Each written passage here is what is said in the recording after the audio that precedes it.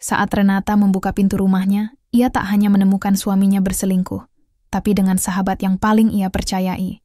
Di antara amarah dan pengkhianatan, haruskah ia balas dendam atau bangkit menulis takdirnya sendiri? Angin sore menyusup pelan lewat celah jendela, membawa bau bunga Kamboja yang mulai mekar di halaman depan. Renata duduk termenung di ujung sofa, memeluk bantal kecil yang tak pernah berubah posisi sejak dulu. Ia menatap kosong ke arah pintu, tempat yang biasanya menghadirkan senyum dan pelukan hangat. Tapi hari-hari itu sudah tak ada lagi. Dapur yang dulu menjadi tempat bercengkerama kini sunyi. Tak ada lagi suara gelak tawa. Tak ada pertanyaan sederhana seperti, "Mau makan apa malam ini, sayang?" Ataupun pelukan dari belakang yang mengejutkan saat ia sedang mengiris bawang. Semua berubah menjadi hening. Dan dalam hening itu, Renata mulai belajar menerima bahwa mungkin ia sedang tidak benar-benar dicintai lagi. Mas Yoga, lelaki yang dulu ia percaya mampu memeluk seluruh luka masa lalu, kini lebih banyak menghabiskan waktu di luar rumah. Pulang malam menjadi kebiasaan. Tak ada penjelasan. Tak ada alasan. Hanya sisa parfum asing yang menempel samar di bajunya, membuat dada Renata seperti diremas setiap kali memeluk baju kotor itu untuk dicuci. "Ren, besok aku lembur lagi." "Ada proyek tambahan," ucap Mas Yoga malam itu, tanpa menatap mata Renata. Renata hanya mengangguk. Bibirnya kering, suaranya tercekat. Ia tahu, percuma bertanya jika jawabannya hanya akan menjadi bohong yang dibungkus manis. Ia memilih diam, meski hatinya ingin berteriak. Tapi semuanya memuncak saat pintu rumah terbuka lebar pada suatu sore. Dan seorang perempuan asing melangkah masuk. Usianya masih muda. Langkahnya percaya diri. Senyumnya penuh kendali. "Ini Rani, teman kantor. Sementara tinggal di sini, dia lagi cari kos-kosan yang dekat kantor," kata Mas Yoga santai. Seolah itu hal biasa. Renata menelan ludah. Namanya terasa asing, tapi wajahnya, entah kenapa begitu mengganggu. "Tinggal di sini?" Suara Renata serak. "Iya, hanya sementara. Aku udah janji bantuin dia nggak punya siapa-siapa di kota ini," jawab Mas Yoga, lalu berlalu begitu saja, meninggalkan Renata berdiri kaku di depan pintu, dengan dada yang terasa mau pecah. Rani tersenyum sopan, meletakkan kopernya di pojok ruang tamu. Renata tersenyum kembali, paksa lalu menunduk. Dalam hatinya, ada badai yang mulai tumbuh, pelan tapi pasti. Malamnya, ia tidur membelakangi Mas Yoga. Matanya tak bisa terpejam, pikirannya mengembara pada pertanyaan-pertanyaan yang tak kunjung mendapat jawaban. Kenapa wanita itu harus tinggal di rumah ini? Kenapa ia merasa terancam, bahkan sebelum benar-benar mengenal siapa Rani? Dan kenapa Mas Yoga tak sedikit pun meminta pendapatnya sebelum membuat keputusan sepenting itu? Renata menghela napas panjang, lalu menatap langit-langit kamar. Tangannya diam-diam mengusap perutnya, sendirian kosong. Bukan karena hamil, tapi karena ia benar-benar merasa sendiri di rumah yang dulu mereka bangun bersama dengan cinta. Beberapa hari berlalu. Rani mulai menunjukkan keakrabannya dengan Mas Yoga, meski selalu disamarkan dalam bentuk formalitas.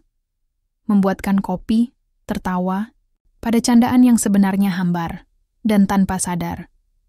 Mulai mengambil alih banyak hal di rumah. Renata menahan diri.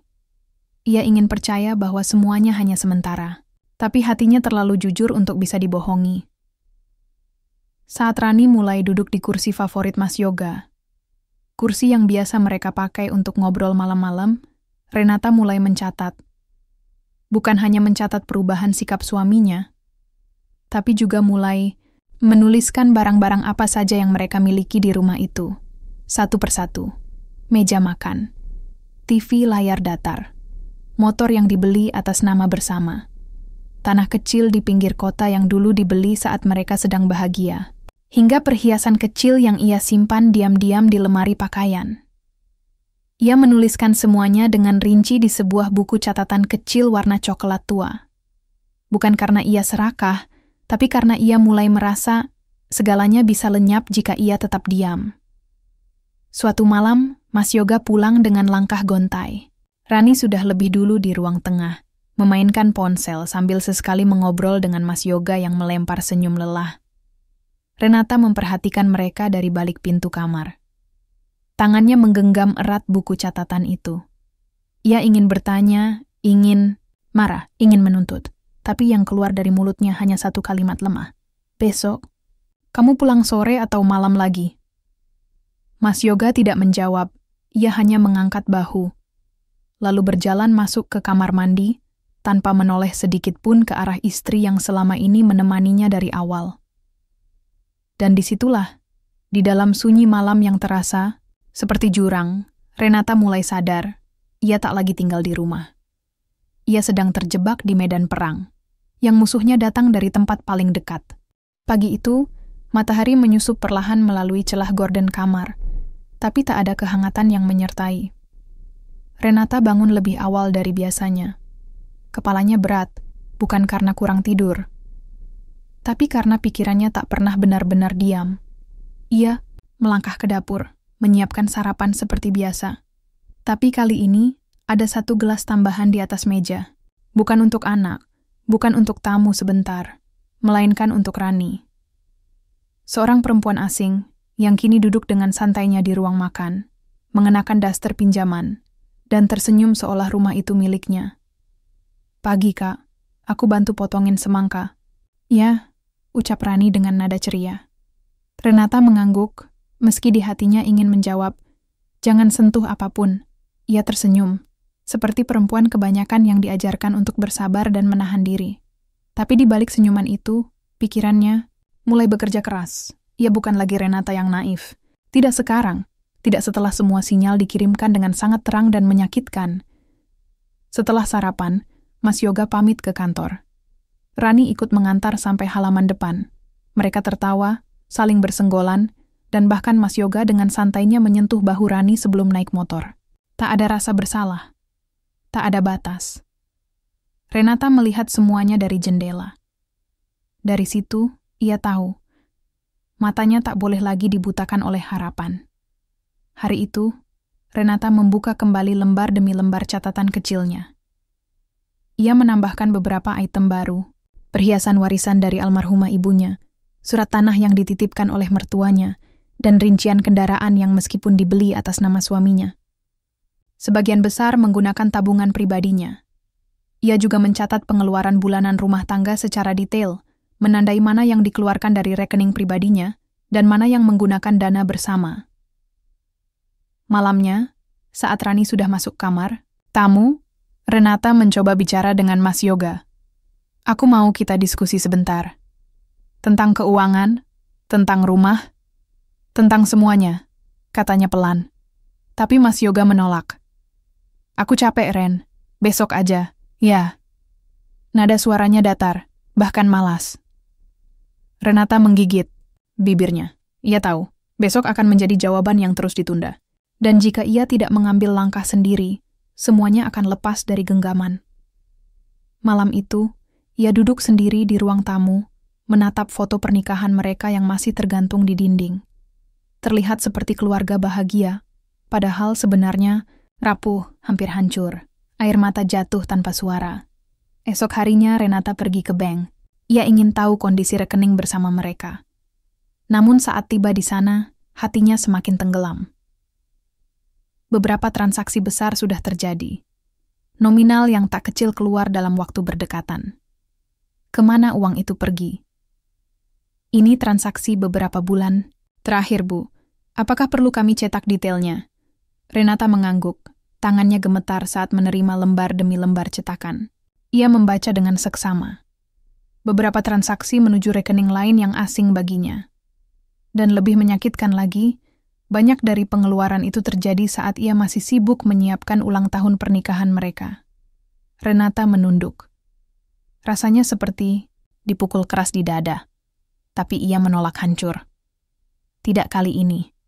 Sore harinya ia kembali ke rumah dan mendapati Rani sedang menyetrika baju Mas Yoga di ruang tamu. Mbak Ren, aku nggak enak hati kalau diem aja terus di rumah. Jadi aku bantu-bantu ya. Biar nggak jadi beban. katanya dengan senyum yang terlalu manis. Renata hanya menatapnya. Kali ini tak ada senyum balik. Yang keluar dari bibirnya hanyalah, "Terima kasih. Tapi kamu tamu, bukan ART." Rani terdiam.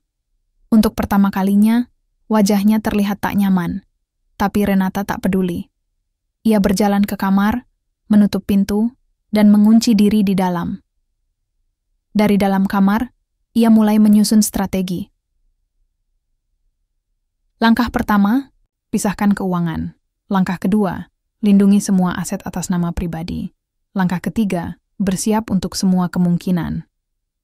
Termasuk perceraian. Malam itu, Renata berbicara dengan ibunya lewat telepon. "Bu, kalau misalnya Renata harus hidup sendiri, ibu akan tetap terima Renata, kan?" Hening sejenak di ujung sana, lalu suara lembut ibunya terdengar penuh getaran.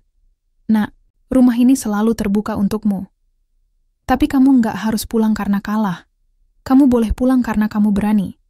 Renata terisak pelan. Kata-kata itu seperti pelukan paling hangat yang ia butuhkan. Ia bukan perempuan yang menyerah. Ia adalah perempuan yang memilih untuk tidak dibodohi lagi. Di hari-hari berikutnya, Renata menyibukkan diri dengan pencatatan. Ia mencatat, mengarsip, dan menyalin semua dokumen penting. Ia juga mulai merekam. Tidak hanya kejadian mencurigakan, tapi juga percakapan di dalam rumah.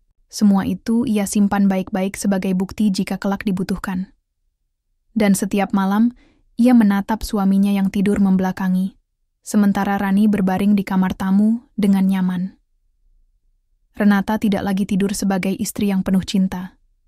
Ia tidur sebagai perempuan yang mempersiapkan peperangan, dengan kepala dingin dan hati yang pelan-pelan membatu. Renata duduk di meja makan dengan buku kecil terbuka di depannya. Pena hitam di tangan bergerak pelan, hati-hati menuliskan setiap item, setiap nominal, setiap interaksi yang tak wajar, seolah semua itu bisa menjadi tali yang kelak menyelamatkannya dari jurang pengkhianatan. Hari-hari berjalan dalam senyap. Rani masih tinggal di rumah itu, menebar senyum manis di depan Mas Yoga, namun menatap dingin saat hanya berdua dengan Renata. Sikapnya halus, tutur katanya lembut, tapi matanya menyimpan sesuatu yang membuat bulu kuduk Renata berdiri setiap kali mereka berpapasan. Renata tidak lagi mencari jawaban atas sikap Rani. Ia tahu, perempuan itu bukan hanya teman kantor, dan Mas Yoga bukan lagi suami yang bisa dipercaya. Suatu pagi Renata menerima telepon dari seorang sahabat lama, Tiara. Suara di ujung sana terdengar khawatir. "Ren, aku nggak tahu harus bilang atau enggak, tapi aku lihat Yoga kemarin di kafe, bareng cewek. Mereka duduknya terlalu dekat buat sekadar rekan kerja. Cewek itu pakai blazer biru, rambut panjang, agak pirang ya?" "Iya, kamu kenal dia?" "Terlalu kenal." Renata menutup telepon dengan telapak tangan gemetar. Ia menarik napas dalam-dalam, lalu kembali ke buku catatannya. Dengan tenang, ia menulis. Tanggal. Pagi sebelum Yoga bilang ada rapat luar. Lokasi, kafe pusat kota. Saksi, Tiara. Keterangan. Terlihat bersama Rani, ia tak menangis. Tidak seperti dulu. Catatan itu adalah cara Renata bertahan. Ia menyadari, jika ia tidak mulai mencatat, semua akan tampak seolah normal. Seolah tak ada yang salah. Padahal, rumah itu sedang perlahan-lahan dirampas dari dirinya. Beberapa hari kemudian, saat rumah sepi, Renata membuka lemari Mas Yoga. Ia tak sedang mencari barang bukti. Ia sedang mencari penegasan atas nalurinya sendiri. Di dalam laci pakaian dalam, ia menemukan kotak kecil. Hati Renata berdegup kencang. Dengan pelan, ia membukanya. Sebuah kalung emas dengan liontin hati tergeletak di dalamnya. Bukan kalung miliknya. Bukan pula hadiah untuknya. Dan di balik tutup kotak, tertulis dengan spidol hitam. Untuk Rani, dari Mas. Lutut Renata lemas. Ia terduduk di lantai, menahan napas yang tercekat. Tapi lagi-lagi, tak ada air mata. Hanya dada yang sesak, dan hati yang kini makin kuat mempersiapkan langkah selanjutnya. Ia memotret kalung itu. Tak menyentuh isinya, tak bertanya, tak langsung marah, karena perempuan yang sedang sakit tidak selalu harus meledak. Terkadang, diam adalah awal dari perlawanan paling menyakitkan. Beberapa minggu berlalu, Rani makin berani. Kini ia sering masuk kamar utama saat Mas Yoga berada di dalamnya. Renata yang awalnya merasa marah, mulai terbiasa. Bukan karena hatinya kebal, tapi karena pikirannya sudah sibuk merancang penyelamatan. Ia mulai menemui notaris diam-diam. Meminta penjelasan soal pemisahan aset, pembekuan rekening bersama, dan langkah-langkah hukum yang bisa ia ambil jika perceraian menjadi satu-satunya jalan. Kalau surat tanah atas nama bersama, kami harus lihat sumber pembelian. Bila bisa dibuktikan dana pribadi ibu digunakan secara signifikan, maka ada hak klaim. Kalau ada bukti dana pribadi masuk ke rekening suami, itu akan sangat membantu. Apalagi jika ada bukti transaksi yang menunjukkan penggunaan dana tanpa persetujuan ibu. Renata mencatat semuanya. Bahkan isi percakapan dengan notaris pun ia rekam, simpan rapi di folder terenkripsi di laptop pribadinya. Suatu malam, saat hujan turun deras, Renata menyaksikan dari kejauhan Mas Yoga duduk di teras rumah bersama Rani. Mereka tertawa, berbagi satu payung, sesekali bersentuhan tangan. Dada Renata seperti diiris. Tapi ia tahu, perasaan sakit itu tak boleh menguasainya. Ia masuk ke kamar, menyalakan laptop, membuka folder berlabel pecahan kepercayaan, lalu mulai menyusun seluruh dokumen bukti. Foto, rekaman, transkrip percakapan, cetakan rekening, hingga potret kalung di dalam laci. Semua bukti itu bukan untuk menyerang, tapi untuk melindungi. Keesokan harinya, Renata menerima kabar dari rekan kerjanya di tempat lama. Perusahaan lama tempat ia pernah bekerja sebelum memilih jadi ibu rumah tangga penuh waktu sedang membuka posisi yang sesuai dengan latar belakang pendidikannya. "Ren, aku tahu ini mendadak, tapi kami butuh orang yang teliti dan punya integritas. Kamu bersedia?" Renata tak langsung menjawab, tapi malamnya, ia berdiri di depan cermin, menatap wajahnya sendiri. Mata yang dulu mudah menangis, kini tampak dingin, penuh kendali. Dan untuk pertama kalinya setelah sekian lama, ia tersenyum. Pagi itu, langit mendung menggantung. Tapi bagi Renata, tak ada hari yang lebih terang daripada saat ia mengenakan blazer lamanya kembali. Ia berdiri di depan cermin, merapikan kerah pakaian, lalu mengambil tas kerjanya yang telah lama menganggur. Di sudut lemari, ia tak memberitahu siapapun bahwa hari itu ia akan kembali ke dunia profesional. Tak ada pengumuman. Tak ada pamit kepada Mas Yoga. Bahkan kepada Rani, yang tengah sibuk di dapur, Renata hanya mengangguk singkat sambil berkata, "Jangan lupa kunci pintu." Rani mengerutkan alis, tapi tak bertanya. Barangkali mengira Renata hanya akan pergi ke pasar seperti biasa. Mereka tak tahu, langkah Renata hari ini bukan sekadar meninggalkan rumah, tapi juga meninggalkan peran yang selama ini mereka anggap paten.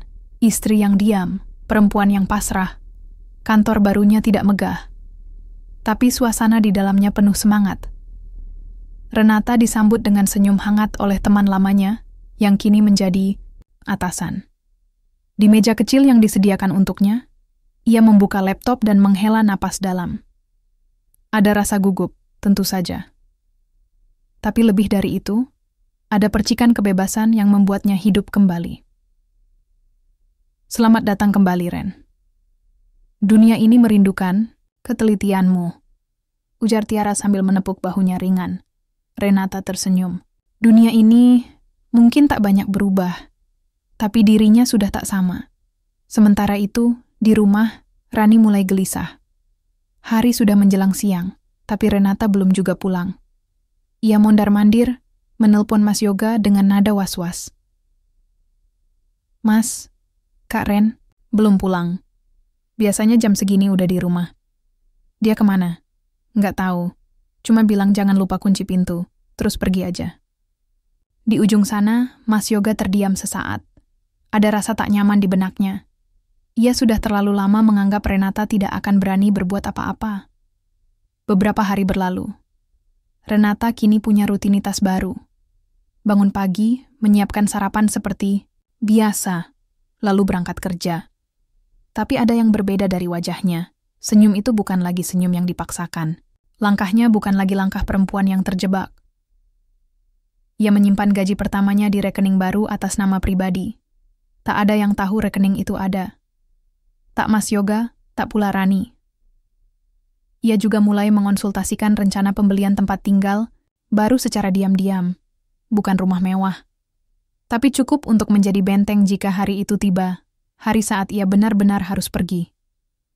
Di kantor, Renata menemukan kembali dirinya yang dulu. Cekatan, cerdas, dihormati. Ia diundang dalam rapat-rapat penting, diberi tanggung jawab besar, dan mulai mendapatkan kepercayaan tim.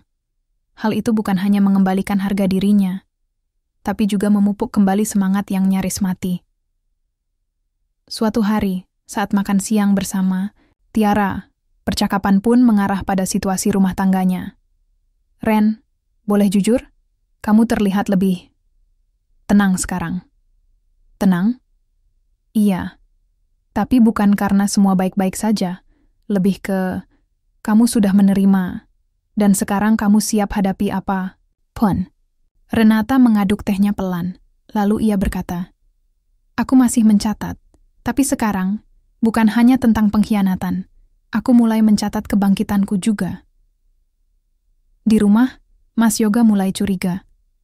Rani melapor bahwa beberapa lemari dikunci, beberapa file menghilang. Bahkan surat-surat penting yang dulu tersimpan di brankas kini tak ada. Ia mencoba bertanya baik-baik kepada Renata, tapi jawaban yang ia terima sungguh tak terduga. Aku hanya mengamankan apa yang menjadi hakku. Kamu sibuk mengurus tamu yang terlalu betah tinggal di sini. Aku sibuk mengurus diriku yang hampir hilang. Mas, Yoga membelalakan mata. Kamu bicara apa sih, Ren? Kenapa sekarang jadi nyolot? Aku cuma belajar bicara. Setelah terlalu lama bungkam. Renata berdiri, membawa cangkir tehnya ke wastafel, lalu menoleh dengan pandangan tajam namun tenang. Kamu tahu apa bedanya orang sabar dan orang bodoh, Mas? Yang sabar tahu kapan harus berhenti. Malam itu, Rani menangis diam-diam di kamar. Ia mulai merasa tidak nyaman tinggal di rumah yang tidak lagi sunyi. Renata tidak menyerang.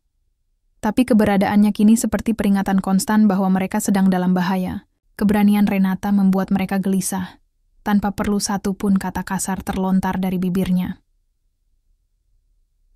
Mas Yoga, ia mulai merasa terguncang. Dalam benaknya, Renata akan terus diam, akan terus bertahan karena cinta. Tapi sekarang, perempuan itu berjalan, bebas, seolah tak lagi takut kehilangan siapapun. Dan yang paling membuatnya takut, Renata tak lagi menunjukkan amarah. Karena terkadang, diam adalah tanda bahwa seseorang telah selesai berusaha. Suatu pagi, Renata menerima pesan masuk dari nomor tak dikenal. Kamu pikir kamu bisa jalan sendiri terus? Jangan main-main, Ren. Kalau kamu buka aib, aku juga bisa. Pesan itu singkat, penuh ancaman. Renata membaca sambil duduk di kursi kantor. Jemarinya mengetik balasan pelan. Silakan, tapi pastikan kamu siap juga saat semua catatanku kubuka. Apa maksudmu? Kita lihat saja nanti. Ia menghapus percakapan. Itu, menyimpannya dalam tangkapan layar, dan menambahkan ke folder yang kini ia beri nama baru, Perlindungan Diri. Di akhir pekan, Renata mengunjungi rumah ibunya. Mereka duduk di teras, menikmati teh hangat dan angin sore. Bu, boleh aku tanya satu hal? Apa itu, Nah? Kalau seseorang menyakiti kita, lebih baik dibalas atau dibiarkan. Sang ibu menatap langit. Kalau bisa dihentikan dengan diam, diamlah. Tapi kalau dia membunuhmu perlahan, maka bicara. Lakukan sesuatu. Tapi jangan rendahkan dirimu. Balas dendam bukan soal marah. Itu soal menegakkan kembali harga diri. Renata mengangguk pelan. Renata duduk di pojok kamar dengan buku catatan di pangkuan. Tangannya menulis dengan irama yang mantap, tidak tergesa, tidak pula ragu. Setiap huruf yang tergores adalah saksi bahwa ia tidak lagi hidup dalam ketakutan, tetapi dalam kesadaran bahwa dirinya harus bertahan bukan untuk siapa-siapa, tapi demi dirinya sendiri. Hari itu, udara di rumah terasa lebih berat dari biasanya, bukan karena cuaca, tapi karena firasat yang menyelinap pelan, seperti asap yang tak terlihat tapi perlahan menyesakkan dada. Mas Yoga pulang lebih awal dari biasanya. Wajahnya kusut. Rani tak terlihat di rumah, entah kemana. Renata menyambut suaminya dengan senyum biasa, senyum yang selama ini dianggap Yoga sebagai tanda kelemahan. Tapi hari ini, senyum itu terasa seperti pagar berduri. Kita perlu bicara, ucap Mas Yoga langsung. Renata menutup buku catatannya. Akhirnya, aku juga merasa begitu, Mas. Aku tahu kamu sedang merencanakan sesuatu. Aku tahu kamu udah mulai kerja lagi. Kenapa diam-diam? Renata menyilangkan tangan di depan dada, menatap laki-laki itu dengan pandangan tak gentar. Karena selama ini semua yang kulakukan terang-terangan justru diludahi. Jadi kali ini, aku ingin tahu apakah diam-diam lebih efektif. Kamu nggak bisa. Seenaknya begini, Ren. Rumah ini milik kita berdua. Milik kita, ya. Tapi semua keputusan kamu ambil sendiri. Kamu izinkan Rani tinggal di sini tanpa bicara padaku. Kamu pakai uang tabungan untuk hal yang aku nggak tahu. Bahkan kamu kasih hadiah pada perempuan lain. Dari penghasilan yang kita bangun sama-sama. Wajah Mas Yoga memucat. Kamu udah mulai ngawur. Atau kamu yang mulai panik karena aku sekarang nggak bisa kamu kendalikan lagi. Suasana hening, tegang. Tiba-tiba, pintu depan terbuka. Rani masuk dengan wajah lelah. Tapi begitu melihat keduanya duduk saling berhadapan di ruang tengah, ia seketika kaku. Maaf, aku bisa keluar dulu kalau kalian mau bicara. Nggak usah, Rani, jawab Renata datar. Justru kamu juga perlu dengar. Mas Yoga mencoba menyela. Ren, jangan bikin keributan. Keributan? Aku baru mulai bicara setelah sekian lama kamu perlakukan aku seperti bayangan di rumah ini. Dan kamu pikir aku cuma akan diam terus? Renata berdiri. Ia mengambil map biru dari dalam tasnya, lalu meletakkannya di atas meja. Ini bukti semua pengeluaran kita selama 2 tahun terakhir. Semua transfer yang kamu lakukan ke rekening lain, ke kartu kredit yang kamu sembunyikan, bahkan hadiah-hadiah yang kamu beli pakai uang dari rekening bersama. Kamu ngikutin aku? Aku mencatat, karena kamu pikir aku nggak akan pernah sadar. Mas Yoga terdiam. Rani memalingkan wajah seolah tak sanggup menatap kenyataan. Renata melangkah mendekat ke arah perempuan itu. Dan kamu, yang selama ini aku anggap teman. Aku tahu kalung itu dari kamu. Aku tahu kamu yang selalu ada di setiap perjalanan bisnis Mas Yoga. Aku tahu semua kebohongan kalian. Renata, aku bisa jelasin. Aku nggak pernah bermaksud seperti itu. Aku cuma apa, Rani? Cuma nginap karena kasihan? Cuma temenin suamiku karena takut dia kesepian? Kamu bahkan nggak sedikit pun merasa bersalah. Kamu tinggal di rumah ini, makan masakan yang aku masak, lalu tidur dengan suamiku, seakan semua baik-baik saja. Wajah Rani menegang. Air matanya mulai mengalir. Tapi bagi Renata, itu hanya tetesan terlambat. Jangan menangis di depanku, Rani, karena kamu tidak menangisi dirimu. Kamu hanya menyesali bahwa semua ini akhirnya ketahuan. Malam itu, Mas Yoga tak berkata apapun. Ia masuk ke kamar, menutup pintu dengan keras. Rani memilih tinggal di ruang tamu, duduk terpaku di sofa, tak berani bicara. Renata kembali ke kamar, tapi kali ini ia tidur nyenyak, untuk pertama kalinya dalam waktu yang lama. Keesokan harinya, ia datang ke kantor notaris dengan satu keputusan bulat. Saya ingin memulai proses pemisahan aset secara hukum. Tidak untuk langsung bercerai, tapi saya ingin harta pribadi saya terlindungi. Dan saya ingin Mas Yoga tidak bisa lagi menggunakan dana bersama tanpa persetujuan tertulis dari saya. Itu memungkinkan. Akan kami susun draftnya dalam beberapa hari ke depan. Tolong, pastikan semua berdasarkan hukum yang berlaku. Karena saya tidak akan kembali ke masa di mana saya membiarkan orang lain mempermainkan hidup saya. Hari demi hari, keadaan rumah semakin sunyi. Rani mulai jarang pulang. Mas Yoga pun tak lagi sering berbicara dengan Renata. Ia tahu, keadaan tidak lagi dalam genggamannya. Suatu malam Renata menatap foto lamanya bersama Mas Yoga yang terpajang di dinding. Ia berjalan pelan, membuka bingkai, lalu mengambil foto itu dan menyimpannya di dalam laci. Ada yang harus tetap dikenang, tapi bukan untuk diulang. Kalimat itu ia bisikan pada dirinya sendiri. Dan malam itu, Renata menulis satu paragraf baru di akhir catatannya.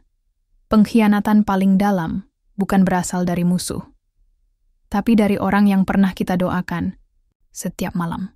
Sudah beberapa hari sejak malam itu. Rumah terasa seperti ladang yang baru saja dilanda badai. Tidak ada tawa, tidak ada percakapan, hanya sunyi, dan detak waktu yang seolah memperhitungkan setiap langkah menuju kehancuran. Rani tak lagi menginjakkan kaki di rumah, entah menghilang kemana. Tapi Renata tahu, ketidakhadirannya bukan pertanda menyerah. Justru itu bagian dari strategi, menunggu, menyusun rencana, lalu menyerang dari sisi tak terduga. Ia mengenal Rani terlalu baik untuk percaya pada air mata yang dulu menetes di sofa ruang tamu. Mas Yoga, di sisi lain, mulai limbung. Sikap Renata yang tak lagi meluap-luap justru membuatnya tertekan. Tak ada amarah, tak ada bentakan. Hanya keteguhan yang tak bisa dibantah. Pada suatu pagi yang basah, sebuah amplop terselip di bawah pintu. Renata menemukannya saat hendak berangkat ke kantor. Ia membuka dengan hati-hati, membaca isinya perlahan. Isinya bukan ancaman, bukan permintaan maaf, melainkan salinan mutasi rekening atas nama seseorang. Bukan Mas Yoga, bukan pula dirinya, tapi nama yang sangat dikenalnya. Rani Sasmita. Tercantum puluhan transaksi. Ada yang nominalnya besar, ada pula yang kecil. Tapi semuanya berasal dari rekening atas nama Yoga. Renata mengernyit. Bukankah semua aset Mas Yoga dan dirinya masih menyatu saat transaksi itu terjadi? Tanpa buang waktu, ia memotret setiap halaman, mengirimkannya langsung ke pengacaranya. Segera masukkan ini ke lampiran perjanjian pemisahan aset. Bukti ini menunjukkan penggunaan dana bersama untuk kepentingan pribadi pihak ketiga. Akan segera saya tindak lanjuti. Ibu sudah sangat siap untuk kasus ini. Saya tidak mengejar balas dendam. Hanya ingin semua yang menjadi milik saya kembali ke tempatnya. Malam itu, Mas Yoga pulang dalam keadaan mabuk. Renata menatapnya tanpa emosi, lalu melanjutkan makan malamnya seperti biasa. Kamu pikir kamu menang, Ren? Kamu pikir kamu bisa ngatur semua semaumu? Renata mengunyah pelan, meletakkan sendok dengan hati-hati, lalu berdiri. Aku nggak pernah ikut pertandingan. Kamu yang memilih bermain dengan dua papan. Dan sekarang, papan itu runtuh satu persatu. Kamu pikir kamu kuat, tanpa aku kamu nggak punya apa-apa. Tanpamu, aku akhirnya bisa mendengar suara hatiku sendiri. Mas Yoga menatap tajam, tapi tak ada kekuatan dalam matanya. Hanya luka yang menyamar menjadi amarah. Ia mundur ke ruang tamu, merosot di sofa, tertidur dalam rasa kalah. Pagi harinya, pintu rumah diketuk keras. Renata membukanya, menemukan sosok Rani berdiri di depan teras dengan wajah kusut dan mata merah. Tapi bukan air mata yang mengisi wajah itu, melainkan amarah. Kamu pikir kamu pemenangnya, Ren? Kamu pikir aku cuma bisa diam? Aku nggak pernah menempatkan diriku dalam lomba. Tapi kamu yang memilih mencuri dari hidupku, Rani. Aku lebih dicintai oleh Yoga daripada kamu. Dia cerita semua aibmu ke aku. Renata. Menghela napas. Cinta? Apa cinta yang meminta lelaki berbohong setiap hari? Apa cinta yang rela tinggal di rumah orang yang sudah kamu khianati hanya demi kenyamanan? Kalau itu cinta versi kamu, aku bersyukur tidak memilikinya. Rani menggertakkan gigi. Kamu pikir semua ini selesai hanya karena kamu kerja lagi? Karena kamu punya pengacara? Aku bisa hancurkan kamu dengan satu kabar. Aku tahu semua yang pernah kamu lakukan di masa lalu. Renata mendekat, menatapnya tepat di mata. Silakan. Tapi bedanya, aku tidak pernah menyembunyikan masa laluku, sementara kamu hidup dari kebohongan hari ini. Tiba-tiba, dari balik pagar, seorang tetangga muncul. Lalu satu demi satu, beberapa orang mulai menoleh. Mereka menatap ke arah suara tinggi yang dilemparkan Rani. Tapi bukan Renata yang mereka lihat dengan kecurigaan, melainkan Rani sendiri. Rani melangkah mundur. Ia sadar dirinya telah kehilangan kendali. Ini belum selesai, Renata. Benar, ini belum selesai. Tapi aku tak akan menyerang, karena waktu akan membalas dengan cara yang lebih elegan daripada semua kata-katamu. Beberapa minggu berlalu. Proses hukum berjalan. Pemisahan aset sudah memasuki tahap akhir. Rekening bersama dibekukan sementara. Mas Yoga kehilangan akses ke banyak hal yang selama ini ia kuasai sepihak. Ia marah, bingung, frustasi, tapi tak bisa melakukan apa-apa. Renata, ia mulai merintis bisnis kecil bersama rekan kantor. Memanfaatkan keahliannya di bidang keuangan, ia membuka jasa konsultasi finansial untuk ibu rumah tangga yang ingin mandiri. Sebuah langkah kecil, tapi berarti. Malam-malamnya kini diisi bukan dengan tangisan, tapi rencana hidup baru yang perlahan membebaskannya dari ikatan yang dulu ia sebut cinta, tapi ternyata belenggu. Suatu hari, ia kembali membuka catatannya. Di sana, ia menulis dengan tinta hitam tebal. Ketika luka diberi suara, ia tidak memekik, ia tidak menjerit, ia hanya berbicara pelan, cukup untuk mengguncang dunia yang dulu diam terhadapnya. Renata menutup buku itu. Ia menatap keluar jendela. Hujan turun pelan. Tapi kali ini bukan hujan duka, melainkan pertanda bahwa luka mulai bersih. Dan jika esok badai kembali datang, ia tahu, ia sudah punya payung yang ia buat sendiri. Denting jam dinding di ruang tamu masih berdetak dengan irama yang sama. Tapi suasana di rumah itu sudah jauh berbeda. Tidak lagi ada aroma masakan Renata. Tidak ada gelas teh di meja yang biasa disiapkan untuk Mas Yoga. Tak ada lagi kehangatan. Yang tersisa hanyalah kebekuan antara dua orang asing yang pernah berbagi janji. Pagi itu, Renata duduk di depan laptopnya, membuka surel dari pengacara. Judulnya singkat, tapi dampaknya dalam. Putusan sementara pemisahan aset disetujui. Tangan Renata sedikit gemetar, bukan karena takut, melainkan karena kelegaan yang perlahan menyapu lelah bertahun-tahun. Ia menutup laptop, menarik napas, panjang, dan memejamkan mata. Untuk sesaat, ia membiarkan dirinya menikmati kesunyian yang kini bukan lagi pertanda kesepian, tapi kebebasan. Di sisi lain rumah, Mas Yoga berkeliaran dengan wajah lelah. Semua rekeningnya dibekukan. Bisnis kecil yang ia jalankan tersendat karena investor mundur setelah mendengar kabar buruk tentang keterlibatannya dalam dugaan penyalahgunaan dana keluarga. Ia berulang kali mencoba menghubungi Rani, namun tak satu pun pesan dibalas. Renata memperhatikan dari jauh. Ia tahu, keruntuhan tak selalu datang dengan dentuman keras. Kadang, ia datang perlahan dengan kesepian dan rasa bersalah yang terus menghantui. Sore itu, sebuah mobil asing berhenti di depan rumah. Rani keluar dari mobil dengan wajah tegang, lalu masuk tanpa mengetuk. Seakan rumah itu masih miliknya. "Aku cuma mau ambil barang-barangku," katanya singkat. Renata mengangguk.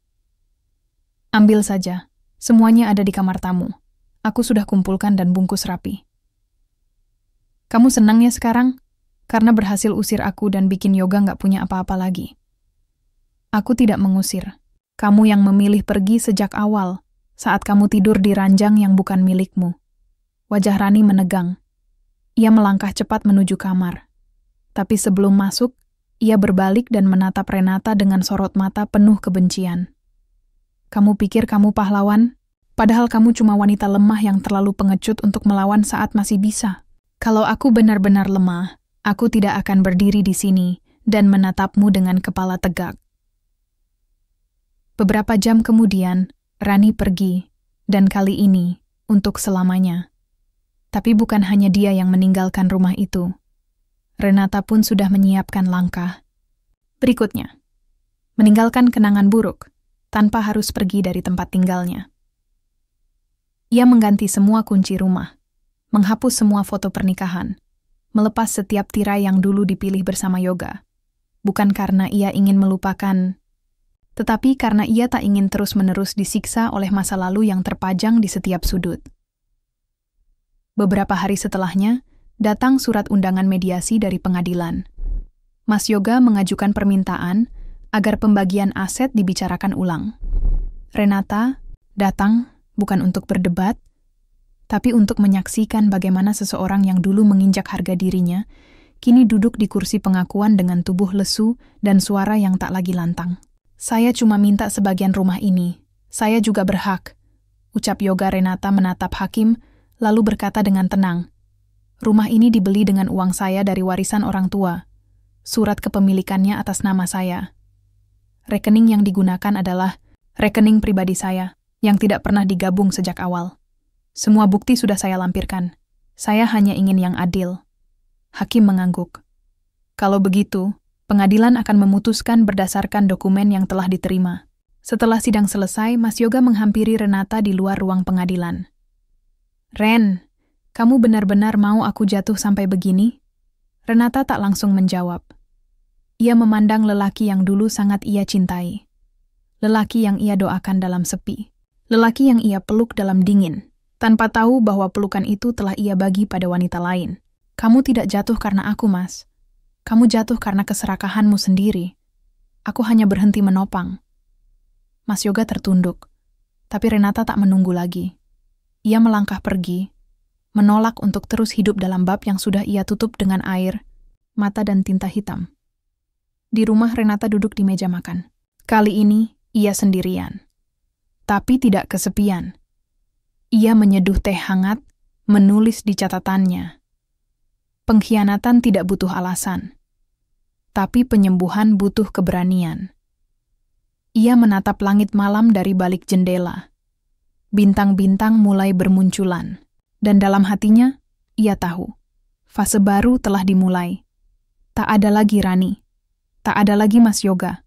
Yang tersisa hanyalah dirinya, dan dunia yang kini bisa ia bentuk dengan tangannya sendiri. Udara pagi terasa lebih ringan. Untuk pertama kalinya setelah sekian waktu, Renata membuka jendela kamar tanpa beban di dadanya. Matahari belum tinggi, tapi sinarnya menembus tirai tipis, jatuh di lantai kayu yang kini tak lagi menyimpan jejak kaki siapapun selain dirinya. Ia duduk di meja kerja, menyalakan laptop, membuka tab pengelolaan keuangan yang kini menjadi sumber penghasilan utamanya. Konsultasi finansial untuk para ibu rumah tangga mulai menarik perhatian, terutama setelah ia membuat akun media sosial sederhana yang berisi edukasi tentang hak atas harta bersama, pengelolaan uang rumah tangga, dan perlindungan diri secara hukum. Banyak yang meragukan langkah itu di awal, tapi Renata tahu, ia tidak sekadar membangun bisnis. Ia sedang membangun jembatan bagi perempuan lain yang pernah berdiri di tempat yang sama dengannya. Tempat penuh kebisuan, air mata, dan ketidakberdayaan. Suatu sore, seorang klien datang ke rumah, perempuan muda, membawa anak laki-laki kecil. Wajahnya cemas, matanya merah. "Saya dengar ibu bisa bantu soal perjanjian pranikah dan perlindungan aset. Saya takut bernasib seperti ibu." Renata tersenyum. Bukan senyum mengejek, tapi senyum yang penuh pengertian. "Jangan takut menjadi seperti saya. Saya tidak hancur, saya bangkit." Mereka mengobrol lama. Setelah klien itu pulang, Renata duduk di ruang tengah, menatap langit jingga. Rasanya aneh. Dulu ia benci kesepian, kini ia mencintainya. Kesepian membuatnya menemukan dirinya sendiri. Sementara itu, kabar tentang kehancuran bisnis Mas Yoga mulai tersebar. Beberapa koleganya menolak bekerja sama setelah tahu ia terlibat skandal penyalahgunaan dana rumah tangga. Rani, nama itu tak lagi terdengar. Konon, ia pindah kota setelah mengundurkan diri dari tempat kerja dan menjual mobilnya. Tak satu pun dari mereka berani menghubungi Renata. Tapi Renata tidak menunggu kabar. Ia tidak membalas, tidak menjelekkan. Tak ada waktu untuk dendam ketika hidup baru menunggu untuk dijalani. Beberapa minggu kemudian, sebuah undangan hadir di meja makan. Acara reuni kecil bersama teman-teman kuliah. Renata nyaris menolaknya. Tapi malam itu, ia berdiri di depan cermin, memandang dirinya dalam balutan blus sederhana dan celana bahan warna pastel. Tidak mewah, tapi anggun. Tidak glamor, tapi berwibawa. Ia datang. Dan semua mata menoleh. Bukan karena penampilannya saja, tapi karena auranya. Ia bukan lagi Renata yang dulu kalem dan diam. Ia kini bicara lantang, menatap langsung ke mata lawan bicara, dan menyampaikan opininya dengan percaya diri. Renata, kamu sekarang beda banget. Semua orang bisa berubah, asal dipaksa oleh keadaan yang cukup kejam. Semua tertawa, tapi di mata mereka, ada kekaguman yang tak mereka ucapkan. Ada hormat yang tak perlu kata-kata. Di tengah acara, seorang pria menghampirinya. Bukan wajah yang asing, tapi juga bukan yang terlalu dekat. Aku dulu, satu kelas di semester akhir. Kamu selalu bawa bekal makanan sendiri. Renata, kan? Renata mengangguk. Maaf, aku agak lupa namamu. Adrian, aku dulu sering pinjam catatanmu, walaupun gak pernah balikin. Renata tertawa kecil. Oh, berarti kamu yang bikin aku harus fotokopi ulang. Obrolan berlanjut, tentang kerjaan, tentang kota, tentang cara bertahan hidup. Adrian ternyata seorang konsultan pengembangan usaha kecil. Ia tertarik dengan gerakan Renata dan menawarkan kolaborasi. Kita bisa bangun pelatihan khusus perempuan untuk kemandirian finansial. Kamu pegang materi, aku bantu struktur bisnisnya. Kedengarannya menarik, tapi aku jalan pelan ya. Nggak mau terjebak buru-buru lagi. Pelan tapi konsisten. Itu justru cara yang paling bertahan lama. Malam itu, Renata pulang dengan hati yang ringan. Bukan karena seseorang datang menawarkan sesuatu, tapi karena ia tahu, ia layak mendapatkan yang lebih baik. Keesokan harinya, Renata menulis lagi di catatannya. Luka memang tidak selalu sembuh tanpa bekas, tapi dari bekas itu, tumbuh kekuatan yang tak pernah kita duga. Aku tak butuh mereka yang meninggalkanku untuk mengisi ruang ini, karena aku telah mengisi ruang itu sendiri, dengan keberanian, ketulusan, dan langkah-langkah kecil menuju kebebasan. Ia menutup buku itu, tersenyum. Tak lama kemudian sebuah notifikasi masuk. Pesan dari Adrian. Sudah mikir lagi tentang rencana kolaborasi kita? Kalau belum siap, nggak apa. Tapi aku tunggu kabar baiknya. Renata membaca pelan, lalu mengetik balasan singkat. Boleh kita mulai dengan kopi dulu? Aku lebih suka mengenal partner sebelum membuat kesepakatan. Kirim ia kembali menatap keluar jendela. Langit cerah, angin sejuk. Dan untuk pertama kalinya, ia tahu, masa depannya bukan hanya milik luka, tapi milik harapan. Pagi itu, Renata berdiri di depan cermin dengan secangkir kopi di tangan. Rambutnya diikat rapi, wajahnya bersih tanpa polesan mencolok, dan senyumnya senyum yang tak lagi dibuat-buat. Bukan karena ingin terlihat kuat, tapi karena ia memang telah berdamai dengan luka-luka yang dulu begitu menyayat. Ia memandang pantulan dirinya dengan tatapan baru. Dulu ia hanya melihat seorang istri yang tertinggal. Kini ia melihat perempuan yang bertahan dan tumbuh. Notifikasi ponsel berbunyi, sebuah pesan masuk dari Adrian. Jam 3 di kafe langgananmu, ya? Aku pesan meja di pojok jendela. Yang katanya, jadi tempat favorit kamu menulis. Renata tersenyum. Sungguh, tidak ada nada gombal di dalam pesan itu, tapi terasa hangat. Seperti ajakan dari seseorang yang benar-benar ingin mengenal, bukan menaklukkan. Siang itu, ia datang tepat waktu. Kafe kecil itu masih sama. Dinding bata merah, lampu gantung kuning temaram, dan wangi kopi yang tak pernah berubah. Tapi segalanya terasa berbeda, karena hatinya sudah tidak lagi dibebani oleh nama-nama lama. Adrian sudah duduk, menyapanya dengan anggukan ringan. Kamu bawa buku catatan? Selalu, jawab Renata sambil duduk. Kalau ada ide tiba-tiba. Obrolan mengalir seperti sungai. Tak terburu-buru, tak kaku. Tentang gagasan mereka membangun pelatihan kewirausahaan untuk para perempuan. Tentang cara sederhana menciptakan peluang dari rumah. Bahkan, mereka sempat membahas mimpi konyol masa kecil. Renata ingin punya rumah pohon, dan Adrian dulu ingin jadi tukang es krim keliling. Di sela tawa dan ide, ada jeda yang tak canggung, diam yang nyaman. Dan dari situ Renata tahu, tidak semua laki-laki datang untuk melukai. Ada juga yang datang hanya untuk duduk di sampingmu, mendengarkanmu, dan menghargai luka-lukamu. Beberapa hari kemudian, mereka memulai proyek kecil itu. Mengumpulkan peserta, membuat modul, menyusun materi. Renata mengajar dengan sepenuh hati, bercerita bukan sebagai ahli, tapi sebagai penyintas. Sementara Adrian menangani teknis dan promosi. Suatu malam, setelah sesi pelatihan berakhir, Adrian menghampirinya sambil membawa 2 cangkir coklat panas. Aku tahu kamu belum siap untuk apapun di luar kerja sama ini, tapi aku juga ingin jujur. Aku senang ada di dekat kamu. Renata diam, bukan karena bingung, tapi karena mengukur dirinya sendiri. Ia telah melewati badai besar.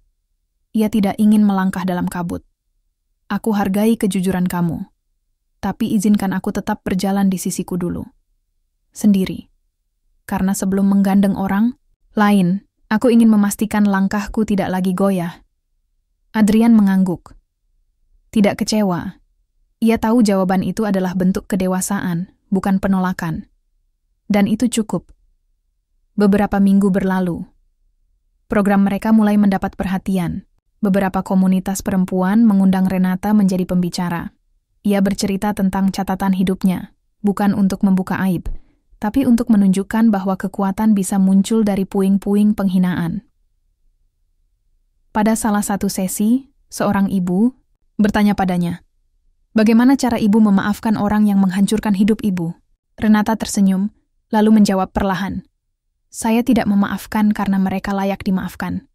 Saya memaafkan karena saya layak tenang." Ruang itu hening, lalu terdengar tepuk tangan pelan dari sudut-sudut ruangan. Renata pulang malam itu dengan hati ringan. Ia membuka catatan kecilnya, lalu menulis. Ternyata, membuka hati bukan berarti memberi tempat baru untuk orang lain, tapi memberi ruang bagi diri sendiri untuk tumbuh. Aku tidak lagi takut mencoba, karena kini aku tahu, aku tak akan hancur meski gagal. Ia menutup bukunya, memandang langit dari jendela kamar. Lalu, untuk pertama kalinya sejak ia ditinggalkan, ia mengucap syukur. Bukan karena luka itu sembuh sepenuhnya, tapi karena luka itu kini menjadi kekuatannya. Pagi itu langit begitu cerah, seolah turut merayakan sesuatu yang hanya Renata yang tahu artinya. Di meja makan, tersusun rapi berkas-berkas dengan kop surat bertuliskan nama program pelatihan kewirausahaan yang telah ia dan Adrian rintis. Program yang dulunya hanya berupa mimpi kecil di sebuah kafe, kini sudah memiliki lebih dari selusin mitra komunitas dan ratusan peserta dari berbagai kota. Tapi pagi ini, ada satu hal yang lebih penting dari semua pencapaian itu. Hari ini, Renata akan menandatangani akta resmi berdirinya lembaga pelatihan tersebut, atas namanya sendiri. Bukan atas nama suaminya, bukan atas nama siapapun selain dirinya, Renata. Sebelum berangkat, Renata berdiri sejenak di depan lemari kecil di kamarnya. Di sana, tersimpan sebuah kotak kayu. Di dalamnya catatan-catatan yang dulu ia tulis diam-diam. Catatan tentang penghinaan, tentang rasa ditinggalkan, tentang rasa kehilangan yang begitu dalam. Ia buka perlahan, membaca selembar catatan dengan tulisan tangannya sendiri. Jangan lupa, kamu pernah disakiti dengan cara yang tak masuk akal. Tapi kamu bertahan. Kamu hidup. Kamu jadi dirimu yang sekarang. Renata menutup catatan itu dan menarik napas dalam.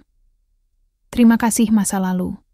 Tapi aku sudah cukup kuat untuk tidak tinggal bersamamu lagi. Di kantor notaris, Renata bertemu dengan Adrian yang sudah menunggu. Hari ini mereka resmi mendaftarkan lembaga pelatihan yang mereka bangun selama berbulan-bulan. Tapi kali ini, Adrian memastikan segalanya jelas sejak awal. Nama kamu yang utama di dokumen ini. Aku cuma pengurus dan pendamping, seperti kesepakatan kita. Renata tersenyum, lalu menandatangani berkas itu dengan tangan yang tak lagi gemetar. Untuk pertama kalinya, ia merasa dirinya benar-benar hidup atas kehendaknya sendiri. Beberapa hari setelah itu, ia menggelar acara kecil, bukan perayaan besar, tapi sebuah forum terbuka di mana para perempuan berbagi kisah. Mereka duduk melingkar, saling mendengarkan, saling menangis, dan saling menguatkan. Saat giliran Renata berbicara, ia berdiri dengan tenang. Wajahnya teduh, suaranya lembut, tapi penuh kekuatan. Banyak orang mengira saya berdiri di sini karena dendam. Tapi tidak. Saya berdiri karena saya tidak ingin menjadi korban seumur hidup. Saya pernah jatuh. Tapi saya memilih untuk tidak tinggal di bawah sana. Dan yang terpenting, saya belajar bahwa takdir bisa ditulis ulang, selama kita masih berani memegang pena itu sendiri.